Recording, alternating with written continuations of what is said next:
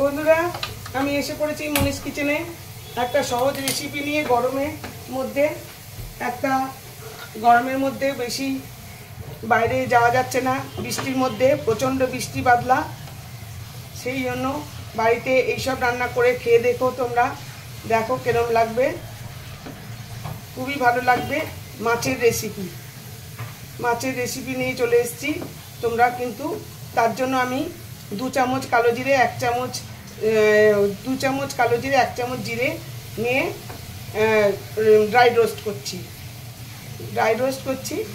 এই বর্ষাতে তো বেশি বেরোনো যাচ্ছে না, বাড়িতে এসব করবে। বাইরে রিচ খাবার খেলেও তো শরীর খারাপ করছে, বাড়ির রান্না খেলে অত তো শরীর খারাপ হয় না, তাই জন্য বাড়িতেই বেশি করছি। বাড়িতে রান্না করে খেয়ে দেখবে। এটা একটু ড্রাই রোস্ট হয়ে যাক, এটাকে ড্রাই রোস্ট করে নিচ্ছি। ওটা ড্রাই রোস্ট হয়ে গেল। এইবারে কতগুলো কাঁচা লঙ্কা আর রসুন ড্রাই রোস্ট করব।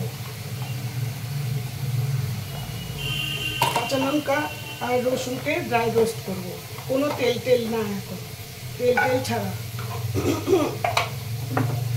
এটাকে শুকনো একদম। এখন বর্ষা বলছি না, বর্ষাতে তো সবারই অবস্থা খারাপ। তোমাদের কিরকম চলছে তোমরা সব জানিও। এই যে লঙ্কা আর রসুনটাও ড্রাই রোস্ট হয়ে গেল, এটা ঠান্ডা হতে দেব।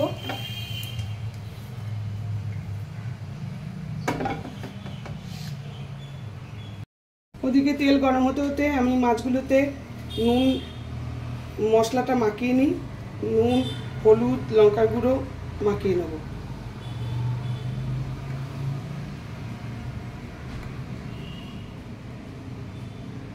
তেলটা গরম হতে এটা মাখিয়ে নিলাম। এটা এখন দিয়ে দিলাম, এটা মাখিয়ে নিলাম। এইবার তেলের মধ্যে দিয়ে এটা ভাজবো। গরম হয়ে গেছে, এবার মাছ ভাজার পালা। এবার মাছগুলো ভেজে নিই।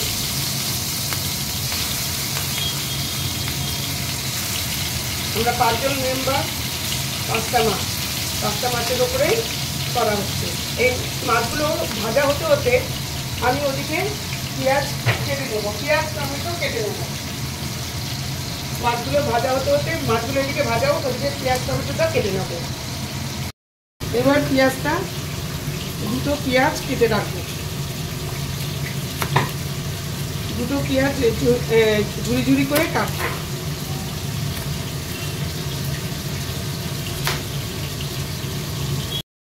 মাছ ভাজা হয়ে গেছে। এবার আমি মাছ ভাজা হতে আমি পেঁয়াজ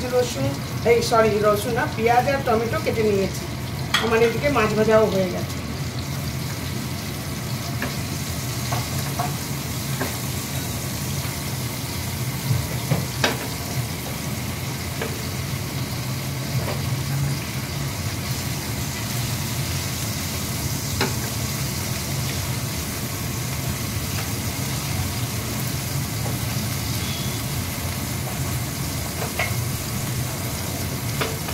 এই তেলের মধ্যেই আমি পেঁয়াজটা দিয়ে দিলাম। এতে কিন্তু আদা বাটা পড়বে না, তোমরা ইচ্ছে করলে তোমরা আলু দিতে পারো। আমি আলু দেবো না, আলু ছাড়াই করবো। তোমাদের যদি ইচ্ছা হয় অবশ্যই আলু দিও। পেঁয়াজটা একটু ভাজাবো, তারপরে টমেটো দেবো। পেঁয়াজটা বেশ ভাজা হয়ে গেছে। এইবার আমি এর মধ্যে টমেটো দিয়ে দেবো। টমেটো দিয়ে দিলাম। এবার টমেটোটা নরম হবে। যতক্ষণ না নরম হয় একটুখানি সতে করি, একটুখানি ঢেকে দেবো। তাহলে টমেটোটা খুব তাড়াতাড়ি নরম হয়ে যাবে। একটু সিমে দিয়ে ঢেকে দিলাম, তাহলে টমেটোটা নরম হয়ে যাবে, খুব তাড়াতাড়ি নরম হয়ে যাবে। এবার দেখি কি অবস্থায় আছে। এই টমেটোগুলো নরম হয়ে গেছে। এইবার আমি যে কাঁচা লঙ্কা একটু কমিয়ে দিলাম, একদম সিম করে দিলাম, একটুখানি বাড়ানো ছিল। টমেটোগুলো একদম কুচি করে কাটবে। আর তেলের ব্যাপারটা যে যার মতো, তবে বর্ষাকালে একটু তেল কম দিলেই ভালো, কারণ বর্ষাকালে তো হজম টজম হয় না, কম হয়, তাই জন্য এবার কাঁচা লঙ্কা রসুনটা যে বেটে রেখেছি সেইটা এর মধ্যে আমি ওইগুলো বেটে রেখেছি। এই পেঁয়াজটা আর টমেটোটা হতে এইটা আমি এর মধ্যে দিয়ে দিলাম, দিয়ে এর মধ্যে একটুখানি সতে করতে হবে। এই যে এটা দিলাম, আর মিক্সির বাটি ধোয়া জল এর মধ্যে একটুখানি দিয়ে দিলাম।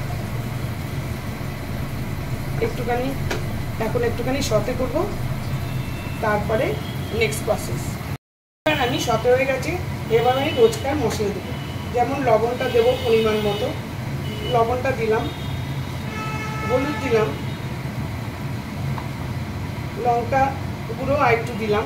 তোমরা যদি না খাও তাহলে আর লঙ্কার গুঁড়ো না দিয়ে রেড মির্চি দিয়ে দেবে, মানে কি বলে কাশ্মীরি লঙ্কার গুঁড়োটা দিয়ে দেবে। আর একটুখানি ধনে গুঁড়ো দিলাম, আর একটু জিরে গুঁড়ো দিলাম। এবার এটা একটু সতে করে নিই।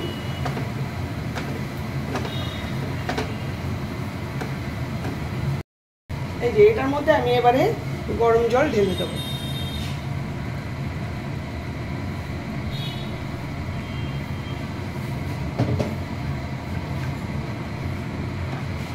এই যে গরম জল দিয়ে দিলাম।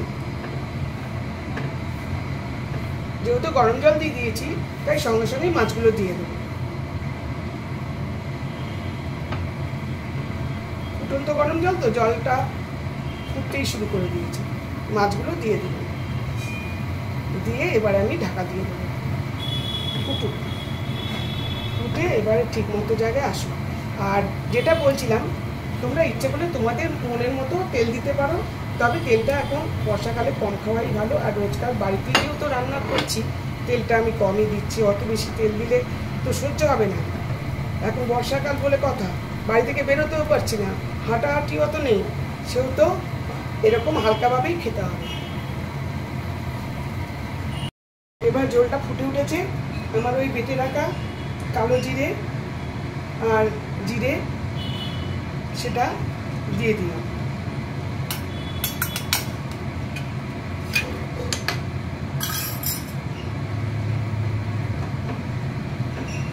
আমার কিন্তু আগুনটা সিমেই আছে। মশলাটা তাহলে পুরো ঝোলের সঙ্গে মেখে যাবে।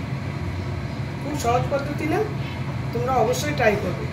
গরমকালে একটু খেতেও ইচ্ছা করে, বর্ষাকালে আবার না খেলেও চলে না, সেজন্য এরকম করে করে বাড়িতে করে খাবে, খুব ভালো লাগবে। সহজ পদ্ধতি, তোমরা অবশ্যই ট্রাই করবে। এবার এটাকে আমি একদম সিমে রেখে 5 মিনিট স্ট্যান্ডিং টাইম রেখে দেবো ঢাকা দিয়ে। এই যে আমার রান্না ডান, মাছের তরকারি আমার একদম রেডি হয়ে গেছে। খুব সুন্দর রং এসছে, তোমরা অবশ্যই ট্রাই করবে কিন্তু। এই দেখো আমার মাছের রেসিপি একদম রেডি। এরপর কি করব, ধনেপাতা কাটা হয়নি ওই জন্য দেখাতে পারছি না, দেখাবো যখন ধনেপাতা, এর উপর ধনেপাতা কুচি দিয়ে দেবো। খুব সুন্দর লাগবে, তখন খেতেও ভালো লাগবে। তোমরা আশা করি তোমাদের খুব ভালো লেগেছে। ভালো লাগলে লাইক শেয়ার কমেন্ট করবে, ফলো অবশ্যই করবে, আর ট্রাই অবশ্যই করবে, করে দেখবে, খুব ভালো লাগবে। Thank you for watching. শীঘ্রই আসছি আরেকটি ব্লগ নিয়ে।